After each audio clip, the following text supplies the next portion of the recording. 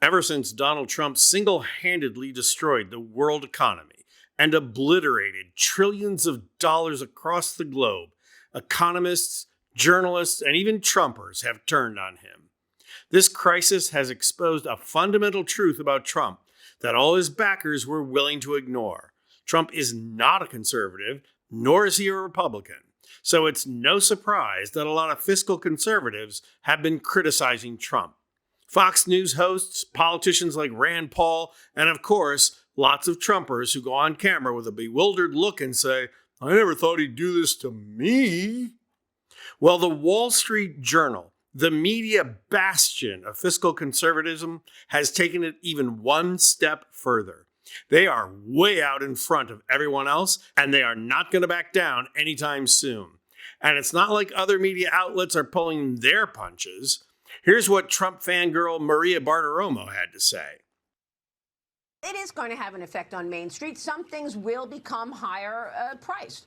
We will see some products actually be raised in price because companies will pass on the cost of tariffs to consumers. I would expect that. That's why you have some people saying that we could see a recession, we'll see a growth slowdown. This morning, Nancy Lazar, who I follow very closely, and I think she's terrific, from Piper Sandler, she says if the tariffs stay in place for at least the next 6 months, even if only 50% of the price shocks where we're seeing products go higher in price show through the economy, U.S. real GDP is on track to decline about 1% in the second quarter and in the third quarter, with unemployment rising. And it doesn't get any better elsewhere. Here's what Fox business editor Kudlow had to say. We looked up the International Trade Administration, shows Japan with a 4.3% average tariff, 4.3% average tariff, okay? But in the chart that President Trump showed last week, the so-called reciprocal charge-offs, it has Japan at 46%. Now, I know how you get to 46% using deficits as a trade deficit as a share of imports.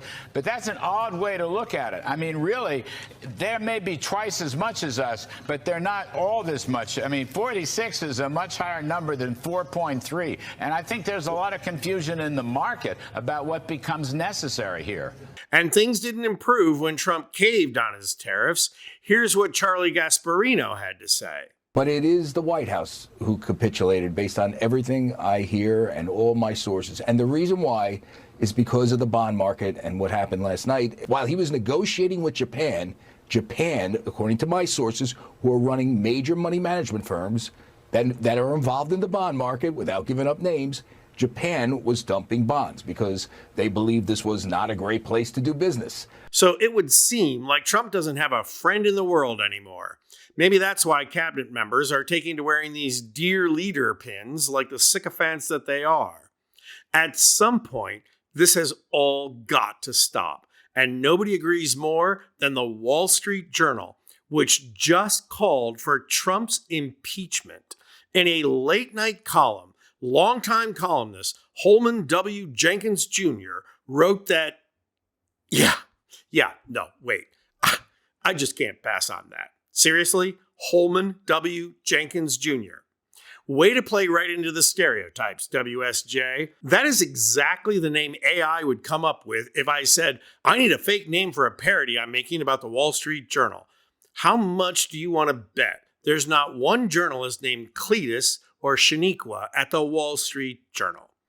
Anyway, Mr. Jenkins, as it were, wrote that a future Trump impeachment seemed all but guaranteed by last Wednesday morning.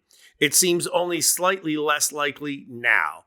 It may even be desirable to restore America's standing with creditors and trade partners.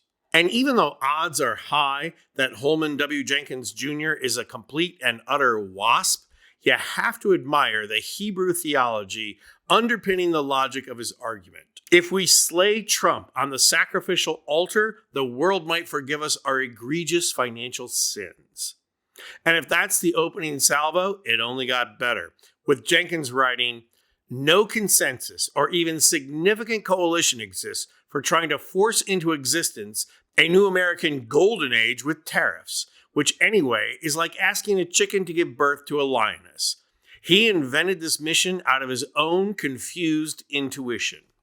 And that line in particular should go down in history as the first time mainstream media has finally voiced what we all know. Trump is crazy.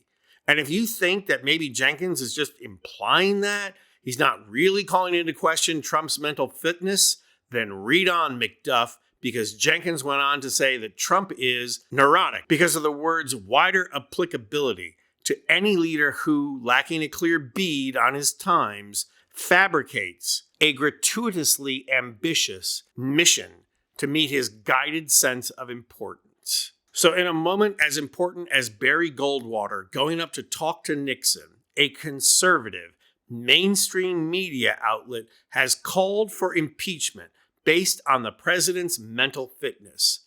This is not Bernie Sanders yelling from a podium. This is the freaking Wall Street Journal.